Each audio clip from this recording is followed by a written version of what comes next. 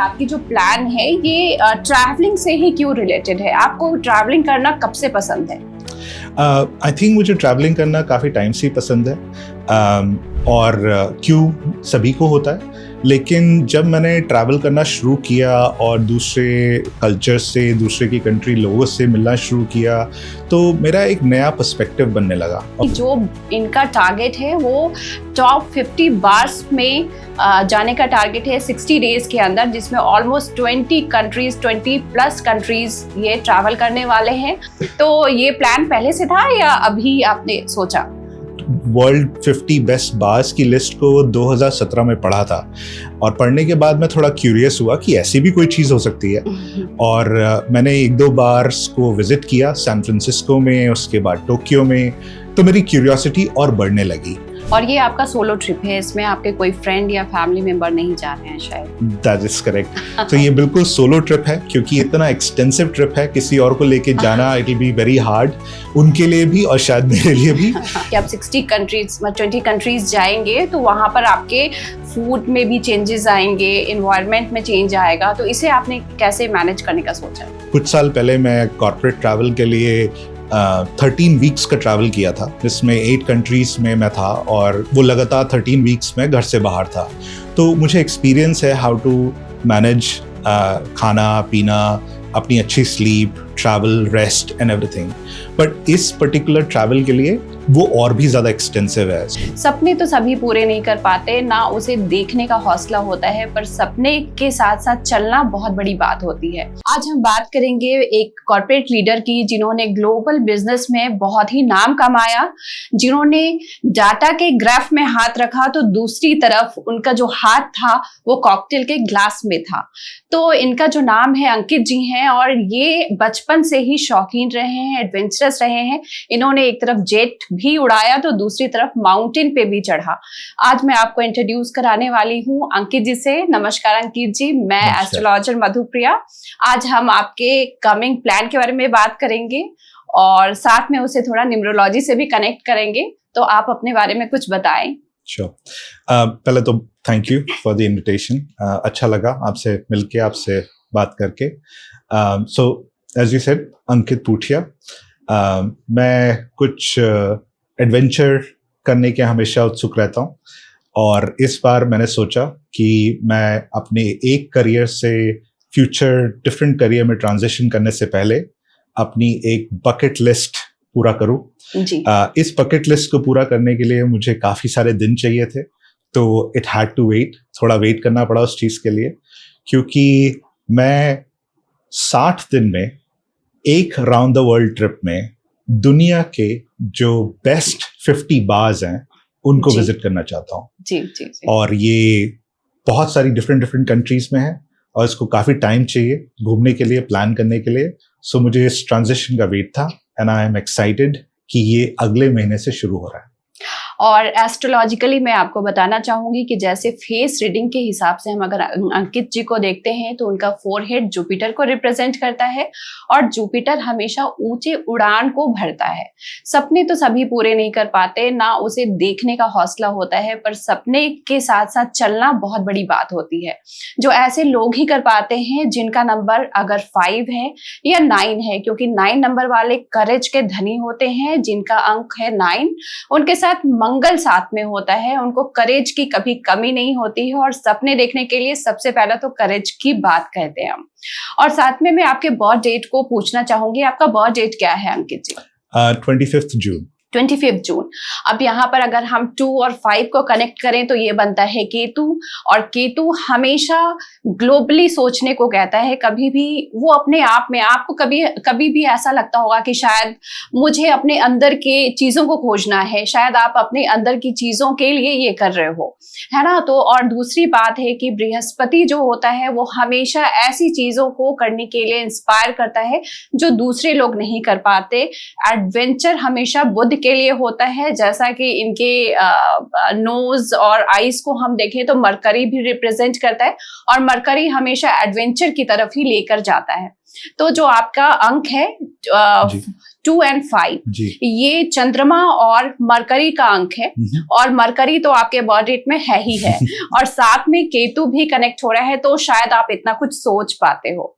अब हम बात करेंगे कि आपकी जो प्लान है ये ट्रैवलिंग से ही क्यों रिलेटेड है, आपको ट्रैवलिंग करना कब से पसंद है? आई थिंक मुझे ट्रैवलिंग करना काफ़ी टाइम से ही पसंद है, और क्यों सभी को होता है, लेकिन जब मैंने ट्रैवल करना शुरू किया और दूसरे कल्चर से, दूसरे की कंट्री लोगों से मिलना शुरू किया, तो मेरा एक नया पर्सपेक्टिव बनने लगा और मुझे लगने लगा कि चाहे लोग कहीं पे भी हों, वो सब सेम ही है। सब एक सा ही अचीव करना चाहते हैं, सब एक से ही एंजॉय करना चाहते हैं लाइफ को। So we are all same, लेकिन सबके पास कुछ ना कुछ नया ऑफर करने के लिए है। आप कहीं ट्रैवल करते हो, एक नई लैंग्वेज सीखते हो, आप नई टाइप का खाना, नई क्विजीन्स खाते हो, इसी तरीके से आप नए ड्रिंक्स ट्राई करते हो, नए रिजॉर्ट्स में रहते हो। So travelling is for me a window to a perspective, a culture. तो जितना मैंने ट्रैवल किया उतना मुझे और मन करा और क्यूरियोसिटी बढ़ती रही कि और क्या है देखने के लिए, and that's why I love travel. तो मैं अपने दर्शकों को ये बताना चाहूंगी कि जो इनका टारगेट है वो टॉप 50 बार्स में जाने का टारगेट है 60 डेज के अंदर, जिसमें ऑलमोस्ट 20 प्लस कंट्रीज ये ट्रैवल करने वाले हैं, और ऐसा बहुत कम ही लोग कर सकते हैं। अगर हम बार की बात करें तो बार कोई ऐसी जगह नहीं है जहां पर आप जाके सिर्फ ड्रिंक करते हैं। बार एक ऐसी जगह है जहां पर हर तरह के, हर कल्चर के लोग बैठते हैं और आपस में बहुत ही अच्छी अपने कल्चर को जीते हैं, मैं ये कहूंगी, क्योंकि हर कल्चर का एक थीम होता है, हर कल्चर के पीछे कुछ नहीं तो कुछ संस्कृति होती है। और इसके साथ ही यहाँ पर मैं ये पूछना चाहूंगी आपसे कि ये जो प्लान है ये 2025 में ही आया और आपका डेट भी 2025 है, तो ये प्लान पहले से था या अभी आपने सोचा? एक्चुअली मैंने पहली बार इस वर्ल्ड 50 बेस्ट बार्स की लिस्ट को 2017 में पढ़ा था, और पढ़ने के बाद मैं थोड़ा क्यूरियस हुआ कि ऐसी भी कोई चीज़ हो सकती है। और मैंने 1-2 बार्स को विजिट किया, सैन फ्रांसिस्को में, उसके बाद टोक्यो में। तो मेरी क्यूरियोसिटी और बढ़ने लगी, और क्योंकि मैं एक ग्लोबल रोल में फॉर्च्यून 500 कंपनी के लिए काम कर रहा था, मेरे को अपॉर्चुनिटीज थी अलग अलग कंट्रीज ट्रैवल करने की, सिंगापुर, लंदन, ग्रीस, फ्रांस। तो जहां जहां मैं जाता गया मैं एक एक करके उन्हें एक्सप्लोर करता गया। लेकिन वो लिस्ट इतनी बड़ी है कि आप ऐसे रैंडम कभी कभी ट्रैवल करके पूरी नहीं कर सकते। तो 3-4 साल पहले मैं अपने फ्रेंड से, अपने कोलीग से ये मजाक करने लगा कि अगर मेरे को मौका लगा तो मैं एक बार ऐसा पूरा एक राउंड द वर्ल्ड ट्रिप लेके ये करूंगा। वो उस टाइम पे तो मजाक था, लेकिन वो मजाक सीरियस बनता गया जैसे जैसे मैं उसके बारे में सोचता गया, और मुझे वो चैलेंजिंग लगा, और मुझे लगा कि ऐसा तो आज तक किसी ने नहीं किया, तो मैं क्यों ना ट्राई करूं। तो पता नहीं क्यों, जैसा आप कह रहे हैं कि स्टार्स ऐसे बने कि वो इस साल में अलाइन हो गए, और फिर मैंने सोचा कि अगर इस साल नहीं तो फिर किस साल, लेट्स डू इट। बहुत अच्छी बात कही आपने। रावण नीति में ये बात कही गई है कि जब आपका जो मन करे उसे तभी ही कर लेना चाहिए, अगर आप ये नहीं कर पाते हैं तो आपको दूसरा मौका नहीं मिलता है। तो यहाँ पर कहीं नहीं तो कहीं इनके फिजिक को अगर हम देखें तो देखो सीधा दिखता है कि ये बहुत जिम करने वाले और अपने आप को फिट रखने वाले हैं, अपने डाइट को मेंटेन करने वाले हैं, तभी इन्होंने इतना बड़ा चैलेंज लिया है। क्योंकि इसमें डाइट की भी मुझे लगता है बहुत ज्यादा रोल होगी, क्योंकि आप 20 कंट्रीज जाएंगे तो वहां पर आपके फूड में भी चेंजेस आएंगे, इन्वायरमेंट में चेंज आएगा, तो इसे आपने कैसे मैनेज करने का सोचा है? दो चीज़ें हैं। एक तो पहले से मुझे ट्रैवल का एक्सपीरियंस है। इनफैक्ट कुछ साल पहले मैं कॉर्पोरेट ट्रैवल के लिए 13 वीक्स का ट्रैवल किया था, जिसमें 8 कंट्रीज में मैं था, और वो लगातार 13 वीक्स में घर से बाहर था। तो मुझे एक्सपीरियंस है हाउ टू मैनेज खाना पीना, अपनी अच्छी sleep, travel, rest and everything. But इस पर्टिकुलर ट्रैवल के लिए वो और भी ज़्यादा एक्सटेंसिव है। सो मैंने प्रिपेयर करने के लिए अपना मेडिकल चेकअप कराया है, जस्ट टू मेक श्योर कि आई एम हेल्दी। अगर मेरे को कोई सप्लीमेंट्स या किसी और चीज़ की ज़रूरत है, I should do that. I am a vegetarian, तो मैं बिलीव करता हूँ अच्छे खाने में, हेल्दी खाने में। प्लस मैंने ट्रैवल इस तरीके से प्लान किया है कि मेरे को रेस्ट मिल सके, और मैंने एक और रूल भी बनाया है कि मैं एक दिन में सिर्फ 2 ही बार जाऊंगा। अगर उस सिटी में 3 या 4 बार भी हैं तो इसका मतलब ये नहीं कि मैं सारे ही एक बार में खत्म करूंगा। इस 60 डेज को मैं फॉर 55 डेज में भी कर सकता था, बट इट्स अबाउट कि मैं इसको बैलेंस लेके चलूं। हेल्थ, स्लीप, खाना पीना, इट्स अबाउट एंजॉइंग इस ट्रिप, इट्स अबाउट शेयरिंग कि आप कैसे एक अच्छी चीज को फुलफिल कर सकते हैं बैलेंस के साथ, रादर देन कि आप सिर्फ एक रिकॉर्ड के पीछे भाग रहे हैं। मैं जहाँ तक जानती हूँ आपका आईटी फील्ड में काफ़ी अच्छा है, और आपने शायद यूएस में गिनीज वर्ल्ड ऑफ रिकॉर्ड तक भी आप पहुँचे थे। और मुझे लगता है कि इस बार आपकी जो ट्रिप है कहीं नहीं तो कहीं कुछ रिकॉर्ड जरूर ही बनाएगी, क्योंकि 2026 का जो ईयर है वो सन का ईयर है और एक नई फेम देने का ईयर है, जहाँ पर जो बुद्ध प्रधान लोग होते हैं उन्हें कुछ नहीं तो कुछ तो अचीवमेंट मिलेगा ही मिलेगा। इसके साथ ही हम थोड़ा सा आपके सिग्नेचर पे भी बात करेंगे कि आपकी साइन कैसी है, जो अभी तक मैंने नहीं देखी है। अभी हम देखेंगे इसे, तो आप प्लीज एक बार अपना साइन करके बताएं।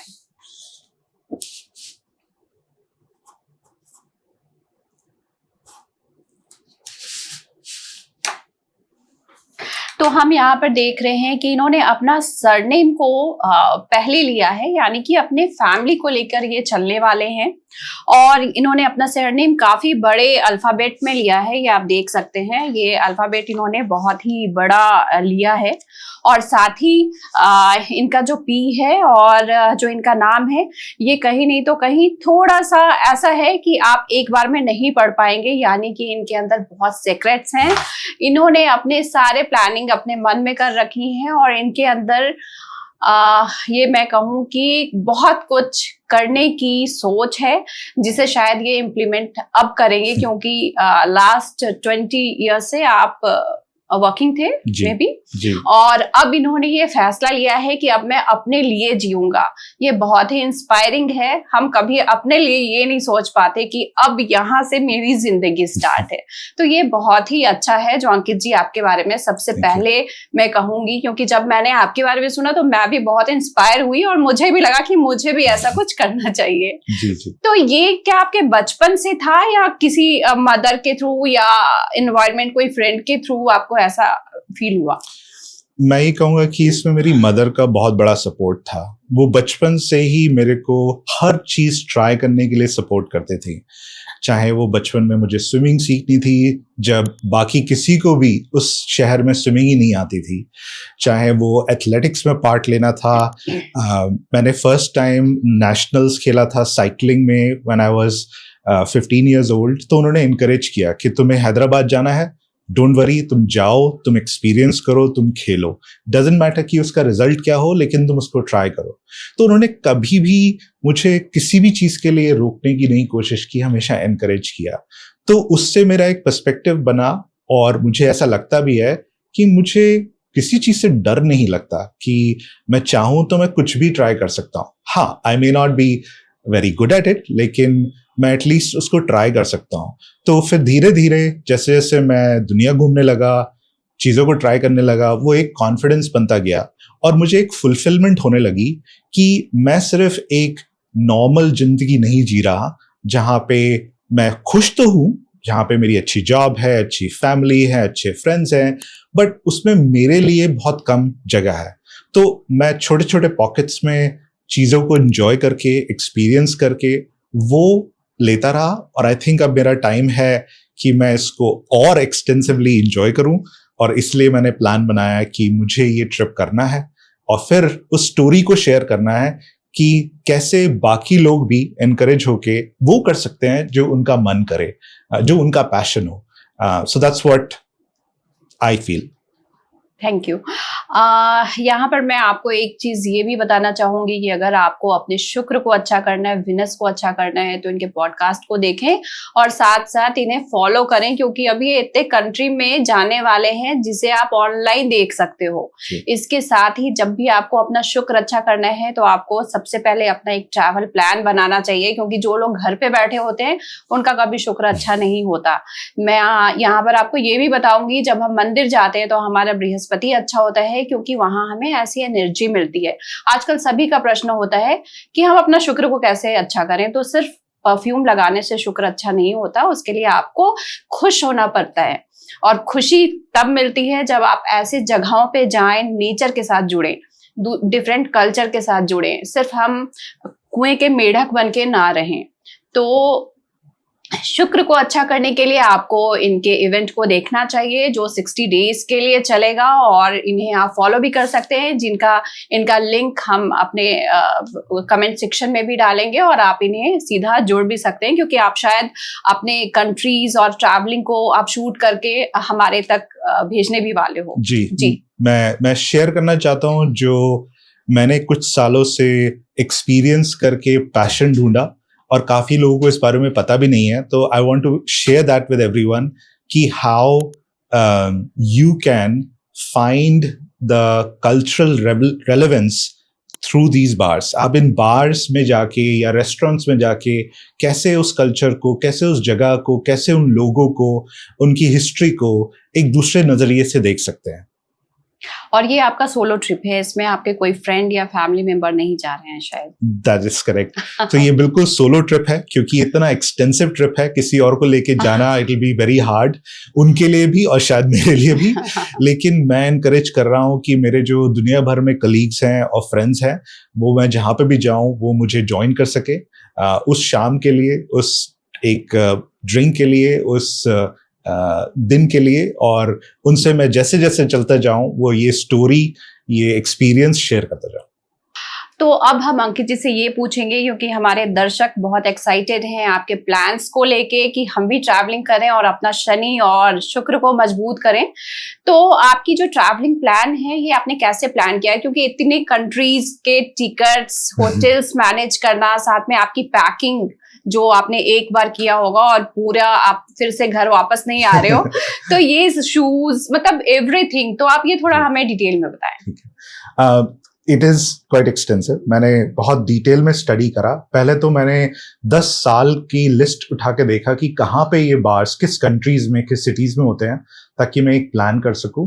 उसके बाद मैंने एक राउंड द वर्ल्ड टिकट खरीदा है, जिससे मैं एक सिरे से शुरू करके और लगातार दूसरे सिरे पे जाऊंगा। मेरा पहला स्टॉप 11 अक्टूबर 2025 में है, मेक्सिको सिटी में, क्योंकि मेक्सिको सिटी में 2024 का नंबर 1 बार है। तो मैं चाहता हूं मैं वहां से शुरू करूं जो इस साल का नंबर 1 बार है, और उसके बाद मैं कंटिन्यू करूं जो नई 2025 की लिस्ट आएगी। मेक्सिको के बाद मैं नीचे कोलंबिया, लैटिन अमेरिका में कवर करते हुए Buenos Aires, Sao Paulo Brazil, Peru, फिर पेरू से मैं ऊपर नॉर्थ अमेरिका में स्पेशली न्यूयॉर्क और बाकी जो सिटीज होंगी नॉर्थ अमेरिका की, यूएसए की, वो कवर करूंगा। वहां से मैंने टिकट बुक किया है लंदन के लिए। लंदन, एडिनब्रा कवर करके स्वीडन, नॉर्वे, नीचे पेरिस इन फ्रांस, फिर स्पेन, एथेंस, उसके बाद मैं दुबई होते हुए सिंगापुर आऊंगा। सिंगापुर से Hong Kong, Tokyo, Seoul in Korea, Bangkok, maybe India, अगर इंडिया का कोई बार दोबारा से 2025 की लिस्ट में आता है, और उसके बाद अपने घर की तरफ जाते हुए सिडनी, मेलबर्न, और फाइनली 10 दिसंबर को मैं ये ट्रिप फिनिश करूंगा। बहुत एक्सटेंसिव प्लानिंग चाहिए थी इसके लिए। मेरे को 2 हफ्ते लगे, airport to airport, flight to flight, international flight, domestic flight, bars कहाँ पे हो सकते हैं, होटल्स कहाँ मुझे बुक करने हैं, कितना टाइम लगेगा मुझे एक जगह से दूसरे जगह जाने में। तो एक्सटेंसिव प्लानिंग थी। लेकिन अगर कोई और या आप भी थोड़ा टाइम दें तो आप एक अच्छे से अपने फ्यूचर ट्रैवल प्लान्स बना सकते हैं, which will give you more time to enjoy your trip rather than to worry कि हम इसको कैसे पूरा करें। सो बहुत एक्सटेंसिव है और मुझे लगता है कि जितना एक्साइटेड मैं हूं, जब आप मुझे फॉलो करेंगे और जब आप देखेंगे कि अलग शहर, अलग जगह, उसका एक अलग मीनिंग निकल रहा है, तो फिर मुझे लगता है कि आप भी इंजॉय करेंगे। जैसा कि हमने देखा कि इन्होंने 11th ऑफ अक्टूबर को चुना है और 2 नंबर होता है चंद्रमा का, जो इनके मदर से भी कनेक्टेड था। तो कहीं नहीं तो कहीं आपके मदर की ड्रीम भी आपके साथ है और इनकी ड्रीम तो है ही। तो इन सब चीज़ों के लिए हमारा शुभकामना अंकित जी के साथ है और मेरी रिक्वेस्ट रहेगा कि आप इनके ब्लॉग्स को देखें, आप इनके इंस्टाग्राम को फॉलो करें, ताकि आप हर एक कंट्रीज के बेस्ट बार, बेस्ट लोकेशन को देख पाए अपने घर पे बैठकर। थैंक यू अंकित जी, आप यहाँ पर आए। आप और कुछ अगर बताना चाहें तो आप बता सकते हैं। नहीं, थैंक यू सो मच। मैं बस इतना ही कहना चाहूँगा कि अपना पैशन ढूंढें और ज़रूरी नहीं कि आपको भी 60 दिन ही निकालने पड़े, भले ही 1 दिन या 1 हफ्ता फॉलो करें, आपको लाइफ और फुलफिलिंग लगेगी और आपके पास और भी बढ़िया बढ़िया स्टोरीज होंगी to share it with the world. So go and enjoy like I am trying to. Thank you Ankit ji. और ये जो स्टोरी है बहुत इंस्पायरिंग है, क्योंकि इसमें हम सिर्फ इनके सोलो ट्रिप के बारे में नहीं जान रहे, इसमें हम खुद को खोजने की एक ट्रैवल प्लान के बारे में सोच रहे हैं। और इन सब के बीच में सबसे जरूरी है कि आप इनके प्लान को फॉलो करें और उनसे कुछ सीखें कि कैसे अपने लिए जिया जाता है। यही तो जिंदगी है और आप अपने लिए जीने की कोशिश करें। तो इस एडवेंचर ट्रिप में कोई ऐसा आपको लगा हो जो मेरे से भी ज्यादा एडवेंचरस है? किसी से आपकी मुलाकात हुई हो, या फिर आप डिफरेंट कल्चर में गए, या आपको कहीं का कौन से ऐसे देश है जहाँ का कल्चर बहुत अट्रैक्ट किया हो, या कोई ऐसे आपके मित्र बने हो जो आपको लगता हो कि हाँ, इतने कंट्रीज के बाद एक कहते हैं ना कि कहीं हम गए तो बहुत अच्छा एक मित्र मिला, या फिर कहाँ आपको सबसे ज्यादा अट्रैक्शन हुआ? कौन सा कंट्री आपको सबसे पसंद? डिफिकल्ट क्वेश्चन, क्योंकि इतनी कंट्रीज घूमने के बाद मुझे लगता है कि हर कंट्री कुछ ना कुछ ऑफर करती है और लोग हर जगह बहुत अच्छे होते हैं। मैं बहुत फॉर्चुनेट हूँ कि मैंने इतनी कंट्रीज में ट्रैवल करके इतने सारे फ्रेंड्स बनाए हैं, इतने सारे कलीग्स बनाए हैं कि मैं जब भी ट्रैवल करता हूँ मुझसे मिलने आते हैं, मुझसे मेरे साथ टाइम स्पेंड करते हैं। लेकिन कुछ कंट्रीज हैं जो स्टैंड आउट करती है मेरे लिए। न्यूजीलैंड बहुत ज़्यादा स्टैंड आउट करती है, क्योंकि न्यूजीलैंड बहुत ही सुंदर है, एडवेंचर कैपिटल है, एंड ऑफ कोर्स मेरा हमेशा से ही एडवेंचर का मन था। और you get to slow the time, आपको वहाँ पे ऐसा लगता है कि टाइम रुक गया है और ये सिर्फ आप टाइम आपके लिए है, आप इसको एंजॉय करें। दूसरी तरफ मैं ब्राज़ील गया हूँ जहाँ पे लगता है कि टाइम भाग रहा है, बट उसके बाद भी लोग एंजॉय कर रहे हैं। वहाँ पे जो सांबा का कल्चर है, वहाँ पे स्ट्रीट पार्टी का कल्चर है, उसमें सिर्फ ये नहीं कि आप पार्टी कर रहे हैं, बट उसमें मतलब ये है कि सब लोग, चाहे आप कहीं से भी आए हो, चाहे आपकी कोई भी रैंक हो, आप एक म्यूजिक के लिए, आप एक कॉमन थीम के लिए एक दूसरे का साथ देंगे, एक दूसरे को एंजॉय करेंगे। और वहाँ एक लाइफ को एंजॉय करने का अलग ही तरीका है जो मुझे कहीं और देखने को नहीं मिलता। सो जापान अपने आप में बहुत ही सुंदर जगह है। वहाँ के लोग इतने अच्छे हैं कि आपको लगता है कोई इतना अच्छा कैसे हो सकता है। वो आपकी हेल्प करते हैं, आपको समझते हैं, आपके साथ टाइम स्पेंड करते हैं, चाहे आप कोई स्ट्रेंजर ही क्यों ना हो। तो I think the list is long, but मैं ये कहूँगा कि आप जहाँ जाएं वहाँ पे सिर्फ इसलिए ना जाएं कि एक होटल में रह के आपको उस जगह को जाके देखना है। आप लोगों से कनेक्ट करें, वहाँ दोस्त बनाएं और वहाँ के कल्चर को आप एक डीपर मीनिंग से अंडरस्टैंड करें। अंकित जी, आपने तो शायद 20 इयर्स प्लस बाहर ही रह रहे हैं आप, तो आपको जब भी आप यहाँ आते हैं, इंडिया आते हैं, भारत आते हैं, तो आपको कैसा फील होता है? अभी भी कुछ चेंजेस दिखते हैं? जैसे आजकल रिसेंटली हम पढ़ते हैं कि जेन जी, जेन अल्फा काफी कुछ, तो ऐसा क्या उधर के कंट्रीज में भी आपको जनरेशन में कुछ ऐसा देखने को मिलता है उनके थिंकिंग में, या फिर इंडिया या इस तरफ की कंट्रीज में ही ऐसा कुछ है? I think India is my home country, तो यहाँ आके हमेशा ही अच्छा लगता है। यहाँ इतने सारे फैमिली, इतने सारे फ्रेंड्स हैं, लेकिन मुझे लगता है कि इंडिया बहुत ही इवॉल्व हो गया है एंड इंडिया का पर्सपेक्टिव इतना इम्प्रूव, इतना ग्रो कर गया है, क्योंकि इंडिया की जो हेरिटेज है, जो इंडिया की डाइवर्सिटी है, वो उसकी स्ट्रेंथ है, और अब इंडिया में काफी लोग उस डाइवर्सिटी, उस स्ट्रेंथ को एक नए ग्लोबल स्टेज पे लेके आ रहे हैं, चाहे वो रेस्टोरेंट्स हो, चाहे वो फूड हो, चाहे वो बार्स हो।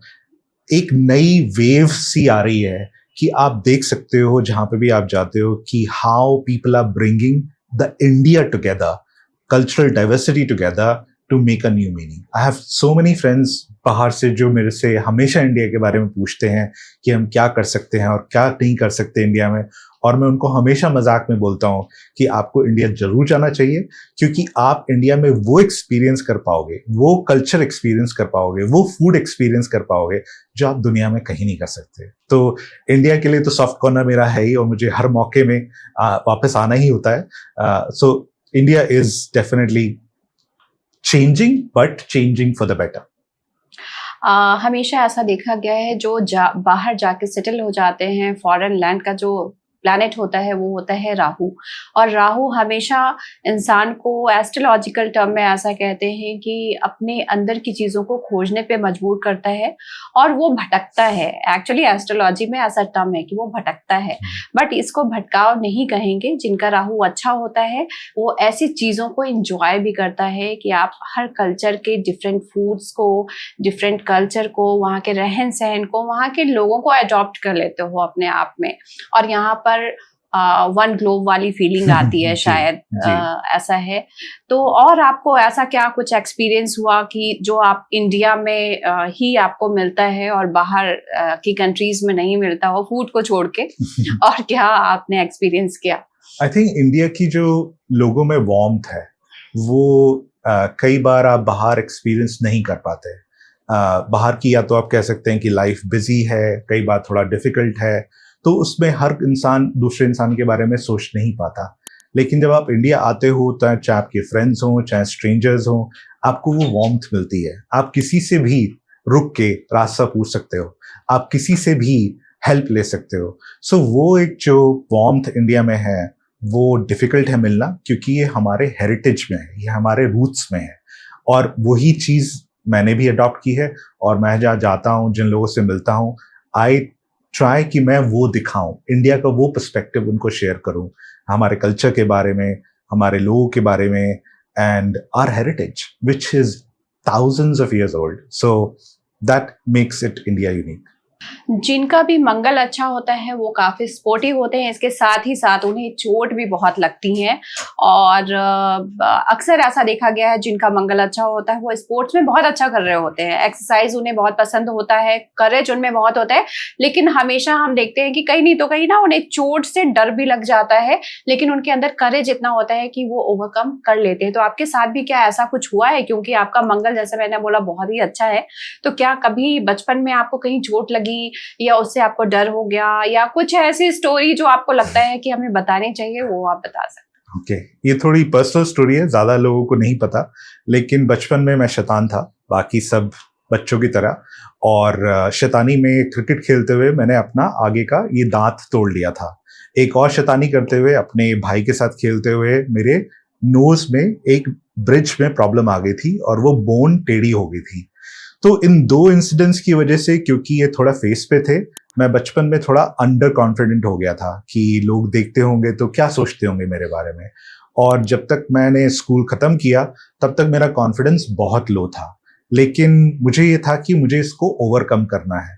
तो मैंने एक अपॉइंटमेंट लेके डेंटिस्ट से अपने टूथ को ठीक करवाया, और मैंने न्यू दिल्ली में एम्स में अपॉइंटमेंट लेके एक कॉस्मेटिक सर्जरी करवाई। वो बहुत एक्सटेंसिव थी, ऑलमोस्ट 10-11 घंटे लगे उस कॉस्मेटिक सर्जरी में। ये मेरा फिजिकल आउटलुक इम्प्रूव कर पाता, लेकिन जो इतने सालों से मेरा कॉन्फिडेंस लूज हुआ था, मुझे उसको चेंज करना था, मुझे उसको इम्प्रूव करना था।